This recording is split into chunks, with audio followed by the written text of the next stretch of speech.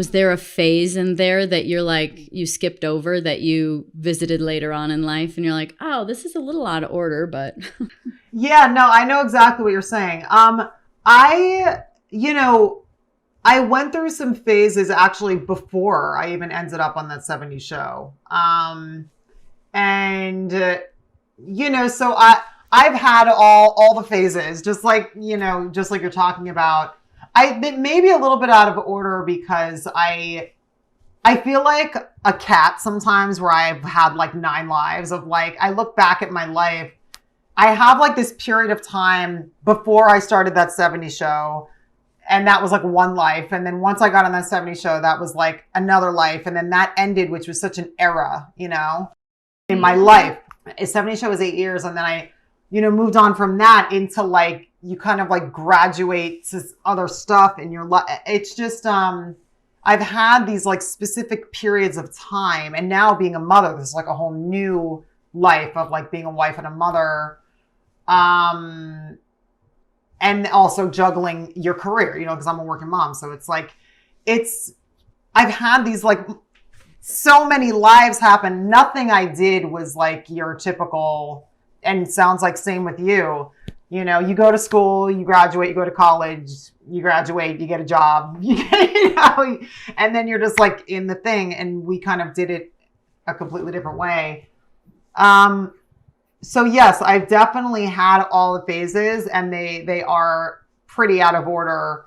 But when I look back, what I will say is I'm so glad I went through the phases I went through at the time I went through them. Because, there's certain things where I'm like, okay, glad that happened before I was, Right. whatever it was, like experimenting with whatever, or, I don't know, any of the stupid things that kids do.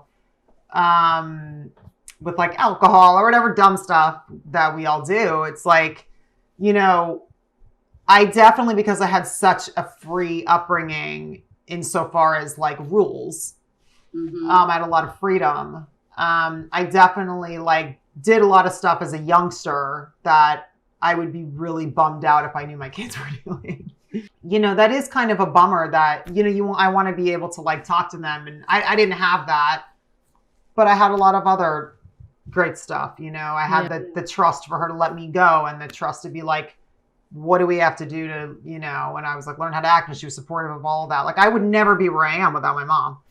My dad passed away when I was young, which is why I keep referring to my mom and not my dad. Is your mom still alive?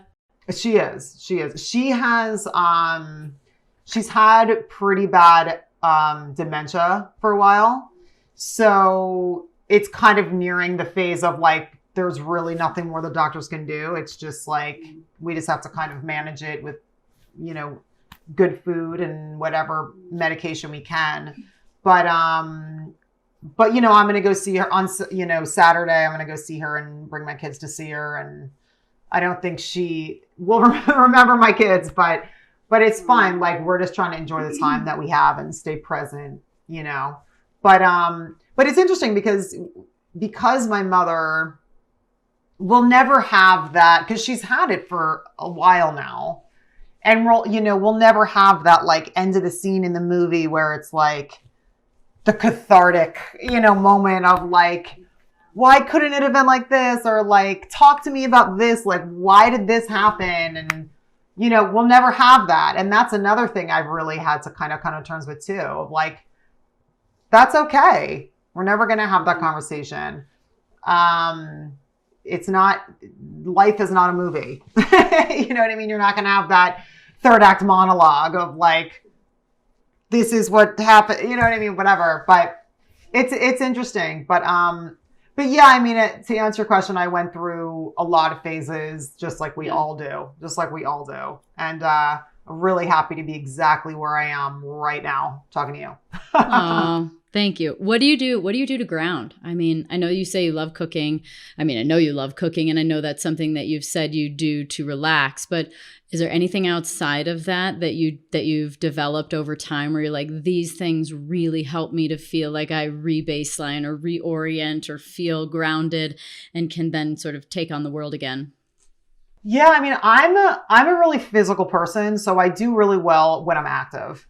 So if I'm having a really tough day, like struggling with, because this last year and a half has been so hard on all of everybody, no matter where you are in your life, it has been taxing. It's a silly word. It's been like, you've had to really deal with yourself. You know what I mean? There's no distractions.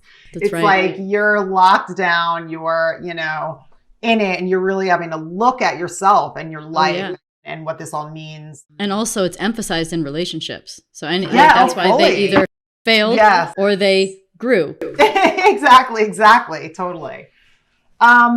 So for me, especially this year, I really realized that I need to be physical. I need to be active. And I feel like that really helps my headspace. Yeah. So if I'm like having an overwhelming day or whatever it is, or I'm really worried about my kids or whatever, because I worry about my kids a lot. That's like something I'm always trying to quell. That's normal. I mean, like, and that's the way you're programmed. I just did an interview with a guy named Jordan Peterson. He's Canadian. He's a he talks about theology and he's a psychologist as well. Cool. He's a really interesting guy. But one of the things that he wrote the 12 Rules for Life book. But one of the things he said is that when a woman hits puberty, she all of a sudden becomes heightened to anxiety. She's much more predisposed to be anxiety because she's now entering into fertile years. And part of the role of the mother is to be on high alert. So women have a much higher chance of having anxiety because you are the one that cares for the child. You are the primary. I mean, I know that there's a father, but for a while, you are the only one when you're pregnant. And so a woman, once they hit puberty, and he said it never goes away. He said once they hit puberty, they have more anxiety. And then, of course, when you become a mother, it's even more because it's your role. It's a primal baseline sort of feeling. So you're not wrong. This is a normal thing. Yeah, I mean, my son is just over a year old now, and it was definitely easier with him having gone through it with my daughter. But, when I talk to my friends who are mothers and their partners as well, it does get better. And it's even gotten better for me already. It definitely gets better, but my kids are so young and I'm still such a new mom that, the worry is like overwhelming. It's overwhelming. So I do what I can. And again, like we touched on earlier, that wasn't my personality before. Like I didn't even know that was part of my makeup. And I didn't have kids until I was 36. That's when I had my daughter, but because I focused on my career and it felt, for me, everybody's different, but for me, it was important that I wanted to have kids with my partner. That was very important to me. And I wanted to wait, until I found my partner, and, thank goodness it happened. But, in terms of negotiating that kind of anxiety, which I haven't really dealt with, I've dealt with regular life anxiety of like work stress and, whatever, like family stress. Like we always have a lot of family drama. We're Irish Catholic and half Russian Jewish, and there's like a lot of like, it was just, my family is outrageous. Big energy. It's just like, it's outrageous. So there's always like stress around the family and whatever and blah, blah, blah. But it's funny. It's always funny. Like holidays with my family. I mean, now it's different, now we have kids, so we always have to like be careful of that. But before we were all parents, it was just a comical situation. It was like home for the holidays all the time. Like it was just crazy. Even though I haven't seen that movie for years, so I don't know if that reference still works. I was going to say, you should probably make a movie about your family. Yeah. Oh my gosh. It would be an amazing movie. What was I talking about? And that's the other thing too. After kids, you start like forgetting things, but being physical, working out, things like spinning. I have like a spin bike in my office and stuff like that. That really helps keep my mind kind of centered. That really helps a lot. Things like yoga. I know that sounds like everyone's like, yeah, of course, yoga. But really, whenever I do yoga, I always feel a lot better. Yeah. And I'm going to start doing this thing.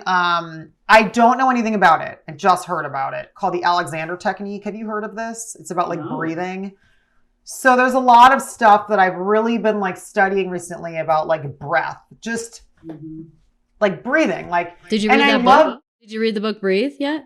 No. I haven't either. I brought it with me. I'm like trying to get away from the Arizona heat right now, so I brought some books, and that was one of them. Is it all about breath and how that is? I mean, your breath is everything if you think about it. Yeah. Well, I think that's actually why yoga feels so good. If that's what I've identified recently, is I'm like, you know, because like pranayama breathing, kundalini breathing, Wim Hof breathing, all these different things. Right. They really can. I mean, you can get yourself high with them. Like their breathing is incredibly powerful. And even if you just think, if I'm stressed, if you just took one deep breath, you already feel better. Like think about yoga. You go, you know, exactly. You control. It's all breath.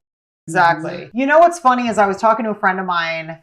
And he was talking about smokers, and he's like, you know, that's why smoking calms people down, because yes, of course, it's the chemicals, but he's like, you're taking big diaphragmatic breaths. Yes. And I was like, smoking. Oh my gosh, that's like, yeah, that makes perfect sense. But anyway, so I'm really learning more about breathing, and you know, my husband's done movies where he's portrayed Navy SEALs and guys in the military, and they always talk about breath. They always talk about breath and remaining calm and focused, and any kind of studying any kind of, you know, athletes, it's a lot of breath and remaining calm and all that. So I'm really, my new thing is I'm researching about breath, and I really try to find time to have self-care and be active.